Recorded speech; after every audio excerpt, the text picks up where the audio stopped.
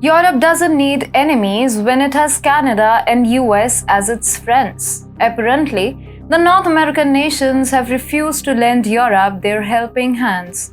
Europe is going dark. Its economy is on ventilator support. The food crisis is exacerbating. But US and Canada have simply chosen to renege on their promises and let EU drop dead. Hello and welcome to TFI Global, the foreign affairs and geopolitical analysis arm of the TFI Media Group.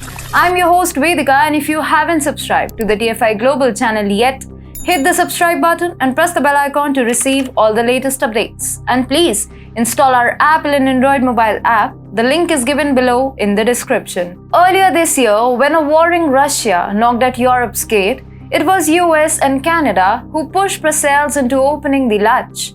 Given its heavy reliance on Russian energy, EU was reluctant to lock horns with Russia from day one. But then Washington and Ottawa were quick to embolden EU with their hefty promises. Both nations pressed Europe not to buy oil and gas from Russia and source it from the Americas instead.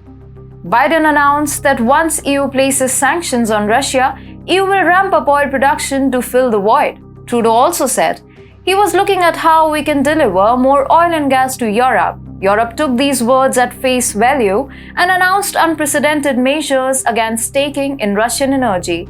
Plans were announced to shun Russian coal immediately, while Brussels pledged to do away with Russian oil and gas by year-end. And to quench its thirst for gas and oil, EU then looked at Canada and US sanguinely. EU simply had no choice. USA's sanctions on Iran made it nearly impossible for Europe to import Iranian oil. The same was the case with Venezuelan oil. North African states like Libya and Morocco owed their allegiance to Russia, so provided no relief to Europe. Europe was at Canada's and USA's mercy now. And look how the two nations have responded to the energy crisis in Europe by asking it to drop dead. Last week, when German Chancellor Olaf Scholz visited Canada to secure gas deals, Trudeau was quick to proffer his distress. Trudeau rejected the idea, saying there has never been a strong business case for sending Canadian LNG to Europe. Instead, he made a strong case for exporting Canadian hydrogen gas to Europe. This idea was so dumb that even Olaf found it stupid. After all, hydrogen accounts for just 2% of Europe's total energy consumption, and even a fifth-grade student knows that it takes decades for a nation to shift away from LNG to hydrogen and build relevant infrastructure.